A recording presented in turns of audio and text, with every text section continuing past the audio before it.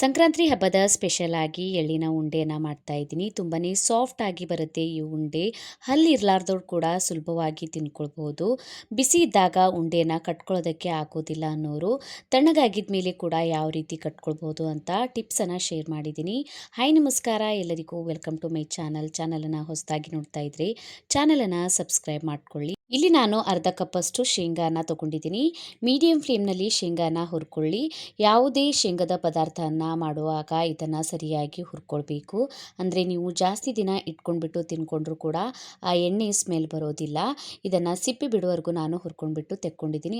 ತಣ್ಣಗಾಗಿದ ಮೇಲೆ ಸಿಪ್ಪೆಯನ್ನು ತೆಕ್ಕೊಳ್ಳಿ. ಈಗ 1 ಕಪ್ಪಷ್ಟು ಬಿಳಿ ಎಳ್ಳನ್ನು ತಗೊಂಡಿದ್ದೀನಿ. ಎಳ್ಳನ್ನು ಮೀಡಿಯಂ ಫ್ಲೇಮ್ನಲ್ಲಿ ಹುರ್ಕೊಳ್ಳಿ. ಅರ್ಧ ಕಪ್ಪಷ್ಟು ಶೇಂಗಾ ಮತ್ತು 1 ಕಪ್ಪಷ್ಟು ಎಳ್ಳನ್ನು ತಗೊಳ್ಳಿ. ಚೆನ್ನಾಗಿ ಟೇಸ್ಟ್ ಬರುತ್ತೆ. ಇದನ್ನು ಕೂಡ ಹುರ್ಕೊಂಡ್ಬಿಟ್ಟು ತಣ್ಣಗಾಗೋದಕ್ಕೆ ಬಿಡ್ತೀನಿ. ತಣ್ಣಗಾಗಿದ ಮೇಲೆ ಇದನ್ನು ನಾವು ರುಬ್ಕೊಳ್ಬೇಕು.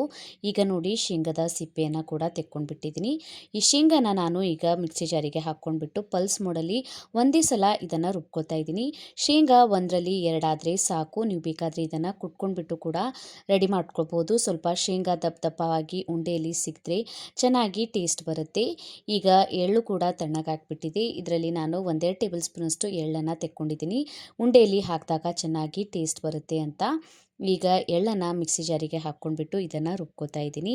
ಈ ರೀತಿ ಇದನ್ನು ಕೂಡ ರುಬ್ಕೊಂಡ್ಬಿಟ್ಟು ತೊಗೊಂಡಿದ್ದೀನಿ. ಈಗ ನಾವು ಉಂಡೆಯನ್ನು ಮಾಡೋದಕ್ಕೆ ಒಂದು ಪ್ಯಾನನ್ನು ಬಿಸಿ ಮಾಡೋದಕ್ಕೆ ಇಟ್ಟಿದ್ದೀನಿ. ಪ್ಯಾನ್ ಬಿಸಿ ಆಗಿದ್ಮೇಲೆ ಇದಕ್ಕೆ ನಾನು 1.5 ಕಪ್ಪಷ್ಟು ಬೆಲ್ಲನ ಹಾಕ್ಕೋತಾ ಇದ್ದೀನಿ.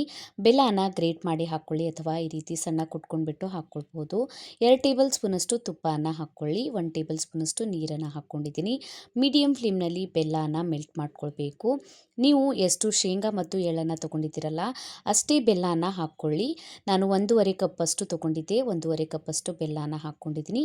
ಈಗ ನೋಡಿ ಈ ಥರ ಬಬಲ್ಸ್ ಬರೋಕ್ಕೆ ಸ್ಟಾರ್ಟ್ ಆಯಿತು. ಬೆಲ್ಲ ಮೆಲ್ಟ್ ಆಗಿದ್ಮೇಲೆ ಇನ್ನೊಂದು ಸ್ವಲ್ಪ ಜಾಸ್ತಿ ಬಬಲ್ಸ್ ಬರೋಕ್ಕೆ ಸ್ಟಾರ್ಟ್ ಆಗಲಿ. ಆವಾಗ ಇದರೊಳಗೆ ನಾವು ರುಬ್ಕೊಂಡಿರುವಂತಹ ಎಲ್ಲ ಹಾಕ್ಕೊಳ್ಬೇಕು. ನೋಡಿ ಈ ಥರ ಬಬಲ್ಸ್ ಬರೋಕ್ಕೆ ಸ್ಟಾರ್ಟ್ ಆದಾಗ ನಾನು ರುಬ್ಕೊಂಡಿರುವಂತಹ ಎಳ್ಳನ್ನು ಹಾಕ್ಕೊಂಡಿದ್ದೀನಿ ಮತ್ತು ರುಬ್ಕೊಂಡಿರುವಂತಹ ಶೇಂಗಾನ ಹಾಕ್ಕೊಳ್ಳಿ. ನಾವು ತೆಕ್ಕೊಂಡಿರುವಂತಹ 2 ಟೇಬಲ್ ಸ್ಪೂನಷ್ಟು ಎಳ್ಳನ್ನು ಹಾಕ್ಕೊಂಡ್ಬಿಟ್ಟು ಇದಕ್ಕೆ 1 ಟೇಬಲ್ ಸ್ಪೂನಷ್ಟು ಏಲಕ್ಕಿ ಪೌಡ್ರನ್ನ ಹಾಕ್ಕೊಂಡಿದ್ದೀನಿ.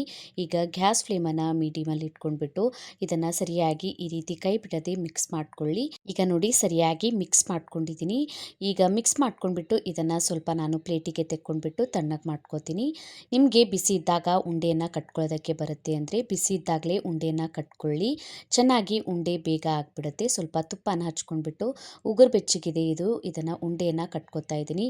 ನಿಮಗೆ ಬೆಚ್ಚಗಿದ್ದಾಗ ಉಂಡೆಯನ್ನು ಕಟ್ಕೊಳ್ಳೋದಕ್ಕೆ ಆಗೋದಿಲ್ಲ, ಕೈಗೆ ತುಂಬ ಬಿಸಿ ಹತ್ತುತ್ತೆ ಅನ್ನೋರು ಮಿಕ್ಸಿ ಜಾರಿಗೆ ಹಾಕ್ಕೊಂಡ್ಬಿಟ್ಟು 1 ಟೇಬಲ್ ಸ್ಪೂನಷ್ಟು ತುಪ್ಪನ ಹಾಕ್ಕೊಂಡ್ಬಿಟ್ಟು ಒಂದ್ಸಲ ಪಲ್ಸ್ ಮೋಡಲ್ಲಿ ರುಬ್ಕೊಳ್ಳಿ. ಬೈಂಡಿಂಗ್ ಬರುತ್ತೆ, ಆವಾಗ ನೀವು ಉಂಡೆಯನ್ನು ಕಟ್ಕೊಳ್ಬೋದು. ಆದರೆ ಸ್ವಲ್ಪ ಬಿಸಿ ಇದ್ದಾಗ ಕಟ್ಕೊಂಡಾಗ ಬೇಗ ಬೇಗ ಉಂಡೆಯನ್ನು ಕಟ್ಕೊಳ್ಬೋದು. ನೋಡಿ ಈ ರೀತಿ ನಾನು ಉಂಡೆಯನ್ನು ಕಟ್ಕೊಂಡ್ಬಿಟ್ಟು ರೆಡಿ ಮಾಡ್ಕೊಂಡಿದ್ದೀನಿ.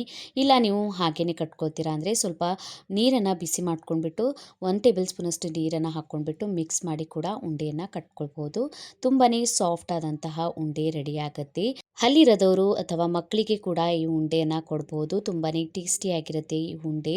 ಹಬ್ಬಕ್ಕೆ ಮಾತ್ರ ಅಲ್ಲ, ಚಳಿಗಾಲದಲ್ಲಿ ಈ ರೀತಿ ಎಳ್ಳಿನ ಉಂಡೆಯನ್ನು ಮಾಡ್ಕೊಂಡ್ಬಿಟ್ಟು ನೀವು ತಿಂಗಳು ಪೂರ್ತಿ ಸ್ಟೋರ್ ಮಾಡಿ ಇಟ್ಕೊಳ್ಬೋದು. ಈ ವಿಧಾನದಲ್ಲಿ ಎಳ್ಳಿನ ಉಂಡೆಯನ್ನು ಹಬ್ಬಕ್ಕೆ ಟ್ರೈ ಮಾಡಿ ನೋಡಿ. ಕಮೆಂಟ್ ಒಳಗೆ ತಿಳಿಸಿ ವಿಡಿಯೋ ಹೇಗೆ ಅನ್ನಿಸ್ತಂತ. ವಿಡಿಯೋ ಇಷ್ಟ ಆಗಿತ್ತಂದರೆ ವಿಡಿಯೋಗೊಂದು ಲೈಕ್ ಮಾಡಿ, ಫ್ಯಾಮಿಲಿ ಮತ್ತು ಫ್ರೆಂಡ್ ಜೊತೆ ಶೇರ್ ಮಾಡ್ಕೊಳ್ಳಿ. ಇನ್ಸ್ಟಾಗ್ರಾಮ್ ಫೇಸ್ಬುಕ್ಕಿಗೂ ಫಾಲೋ ಮಾಡಿ. Thank you for watching.